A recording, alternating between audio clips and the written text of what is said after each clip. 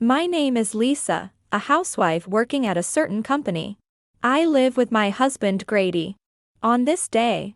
Man, Lisa's cooking is always delicious no matter when I eat it. Thank you. But today, it was just ordinary beef stew, you know? No way, it was completely different from the beef stew I used to eat at home. Is that so? I did add red wine, maybe that's why. Red wine, huh? Classic Lisa, really authentic. But, it was different right from the meat. The texture, the taste. The taste of the meat. Maybe I used pork instead of beef by mistake. Pork? Now that you mention it, it didn't quite have a beefy aroma. I've made it with pork before, and it does taste completely different. Indeed, I don't recall my mom ever specifically saying it was beef stew. So, what I've been eating all this time was pork stew. But, pork stew is delicious too, right? It has a familiar taste. But I prefer beef stew more. Don't worry, from now on, we'll only use beef in our house, okay? In this way, we were living as a very ordinary couple. However, I had a certain problem. Hey Lisa, why is the laundry piling up? Why? I got home late yesterday, so. That excuse again? Listen, Lisa, you're too bad at most of the housework. My mom was perfect, you know? But, your mother was a homemaker, and I work. No excuses. Then you should find a way to manage it better. That's why, when I let the laundry pile up, I hand wash or add extra detergent. Stop making excuses. Really, the only thing you're decent at is cooking. You should learn more from my mom. After getting married, I discovered that Grady had a severe case of mommy issues. I was exhausted from being compared to his mother-in-law in some way every day. This didn't change even years later when our daughter Madison was born. Then, one day. Oh, a phone call from my mother-in-law. Hello? It's not just hello, Lisa. You took so long to answer. Sorry. What can I do for you? Oh, I'm moving in with you in your tower mansion from next week, so get ready. What? All of a sudden. And she hung up. No way. My mother-in-law abruptly announced she would be moving in next week and ended the call unilaterally. Madison, who had overheard, also didn't think highly of her grandmother and was against the idea of living together. So, when Grady came home, I discussed it with him. And that's why I want you to ask your mother to reconsider moving in with us. Well, even if you say that. Grandma doesn't like Mom and Madison, right? Living together is impossible. Impossible? You won't know unless you try. I'm saying this because I can already tell it won't work out. Please, can you try to persuade your mother? What's with you two, treating my mom like an unwanted person? She's kind, it'll be fine. But Grandma is only nice to Dad. Despite Madison and I opposing the idea, Grady wouldn't listen. A week passed, and as declared, mother-in-law arrived with her large luggage. Oh my, what a fantastic view. Living here from today, it seems like it's going to be the best senior life ever. You really came, mother-in-law. Dad, you promised you'd talk to Grandma. Haha, once she's moved in, it's all good. Now, a fun life with mom awaits. You can't just decide that. Decide, this apartment was bought by Grady, right? And I heard you blamed Grady for not wanting to live with me. You, his wife and daughter, have no right to say anything. Saying anything, this is our family's home. Oh my, you're still saying that. If you dislike it so much, fine.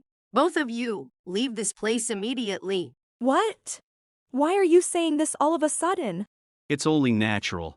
You made my mom out to be the bad guy. Are you even my wife and daughter?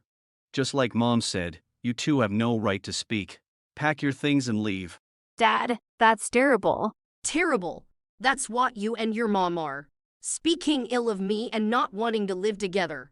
If you don't want to live with me, then you have no choice but to leave. Are both of you in your right minds? Yeah, I have no attachment to you either. Just leave already. Oh ho ho ho, serves you right. This is what happens when you don't respect me. They said this, laughing heartily. I was dumbfounded by their behavior, so I decided to pack our things and leave with Madison. Later, I officially divorced Grady and was living happily in a new home with Madison. Then, one day, I received a phone call from my mother-in-law. Hello, mother-in-law. What's the matter with calling me? What's the matter? I received a demand letter, that's what. I have no idea what it's about. I see. You should ask Grady about that, then. Wait. Don't hang up. I don't understand, so come over and explain it to me. Explain? I'm divorced from Grady now, so I'm no longer involved with your affairs. Please handle the demand letter between the two of you. Don't say that, please. Ever since you left, I've been overwhelmed and can't handle things on my own. Overwhelmed? Not just with the demand letter? Yes. I'm so lost. I don't even know what I understand anymore. Anyway, just come over here once. All right. She said that and abruptly hung up the phone. However, this call was anticipated. I went to the Tower Mansion with Madison and a certain individual. When we arrived, Grady and mother-in-law looked pale. You finally came. But who is this person? Nice to meet you. I'm Noah, an attorney. Huh? A lawyer? Why are you with such a person? Could it be that the situation has become so bad that it can't be resolved without a lawyer? No, I didn't ask Mr. Noah to come here to resolve the phone issue. I invited him here to request alimony from Grady. What? Alimony? It's not about the phone call. I'm overwhelmed with demand letters here. Wait, what is this demand letter about? Just explain this to me. She just said she didn't come for that. And that's not how you ask someone for a favor. Be quiet. Children should stay quiet for a bit. It's good that there's a lawyer here.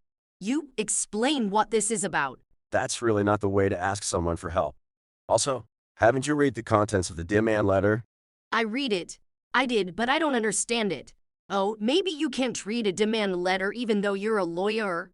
That's why you won't read it for me even though I'm asking so much. I can normally read a demand letter. Please hand it to me. Humph, you should have done that from the start. With a triumphant look on her face, mother-in-law handed the demand letter to Noah. This appears to be a demand letter for unpaid rent. Rent. Oh, water relief. It's just a misunderstanding. Well, it's addressed here, and normally there wouldn't be a mistake like this. But since it's here, doesn't it mean it's an exception? The rent is paid by Grady, so it's a mistake to send the demand letter to us. Huh? Isn't the rent paid from your pension, Mom? Her? Why would I do that when you've always been the one paying it? Then, that means. Grady, you still haven't told your mother? Told me what? Stop, Lisa. Don't say it. We can't avoid it in this situation. Mother-in-law, Grady hasn't been working for over a year. He was fired from his last job and has been unemployed since then. What? Grady, unemployed? That's impossible. I don't know if you want to upset me, but don't say such things without proof. I understand you might not want to believe it, but it's true. No, that's not true. I'm not unemployed. Exactly. Grady works at a big corporation, a respectable salaryman. He even stopped by the house in his suit after work. So that's why you occasionally wore a suit. Dad, you always left the house at different times. And you hardly ever wore a suit, right? Enough. Both of you, just be quiet. So, Grady, you're really... Hey, Grady, that's not true, right? You're not unemployed, right? With pleading eyes, mother-in-law looked at Grady, who turned away and said, Indeed, I haven't worked for over a year. No, it's a lie. It can't be true. I'm actually planning for the future. Oh, really? I thought you were just out having fun every day. That's a misunderstanding. I was gaining experience for my future business. Even my going out was, in a way, an investment for the future, important input. Dad, you just admitted you were out playing, didn't you? It might have looked like playing, but that was my investment. I was just about to get my business off the ground. My Grady, a wannabe. Ha! What do you mean by wannabe? It refers to someone who aspires to be something but lacks the effort or ability.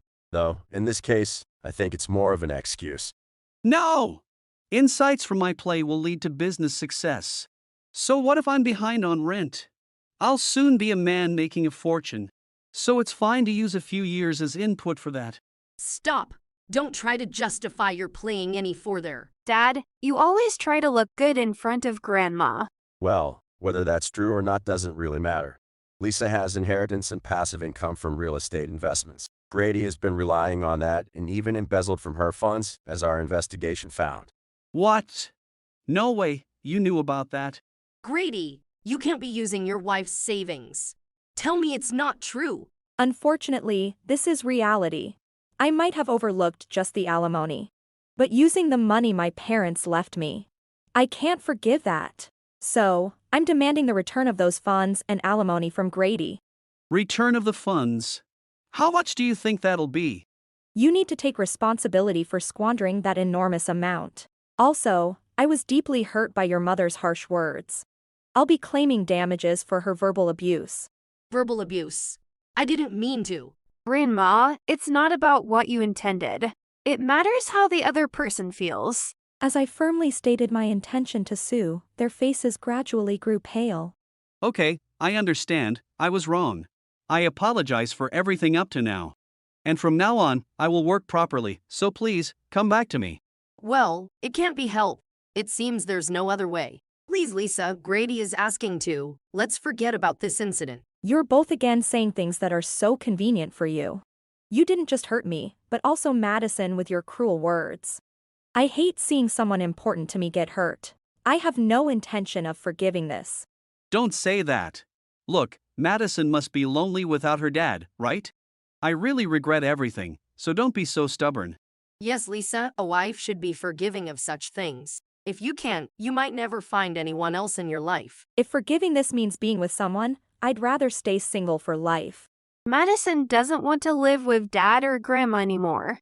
I hate people who make mom suffer. Noah-sensei, punish them. Leave it to me. I'll make sure they pay the compensation. Wait, please, think about it a bit more. You better give up. Being pushy only makes you more disliked. I already hate it, so it doesn't matter. You two, you don't care what happens to us after this. Did you think of us the same way when you kicked us out? What goes around comes around. Do whatever you want with your future.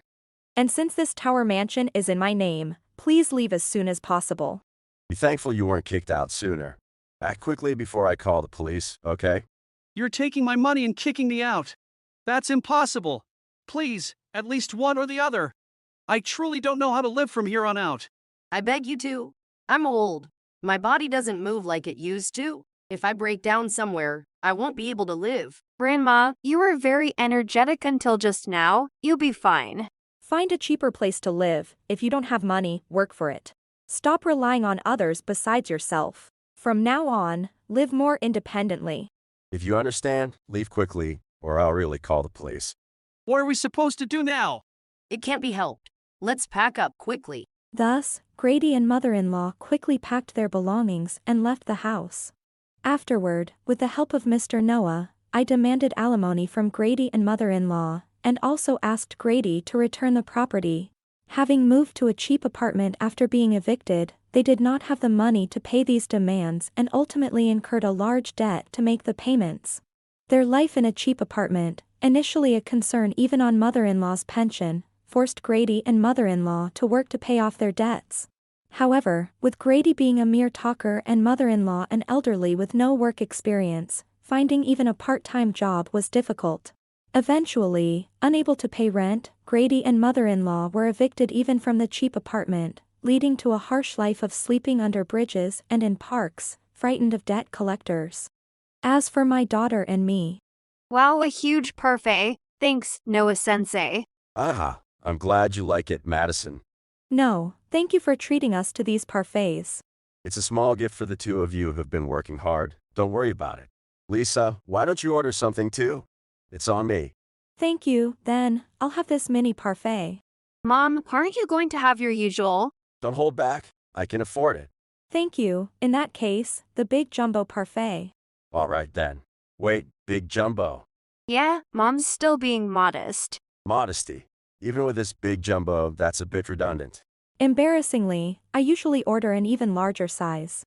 Mom can eat it in the same amount of time as me. Ah, I see. Madison's mom is amazing. Yeah, Mom is my pride. Since then, Madison and I have been living just the two of us in the tower mansion. With the comfort of our own home, we've been living freely and comfortably. Since that incident, Mr. Noah has gone beyond his professional duties to care for us. Despite not being financially strained, as a single-parent household, he's been very considerate. That day, 2, he treated us to parfaits to check in on us. I did eventually order the largest parfait without holding back, which somewhat surprised Mr. Noah. As I ate the parfait, with a surprised Mr. Noah beside us, my daughter and I continued to enjoy our sweet time. If you enjoyed this video, we'd be thrilled if you subscribed to our channel. Subscribing means you'll receive notifications for new videos, keeping you in the loop with all our latest content. Your support is vital to our growth. Let's enjoy and grow together.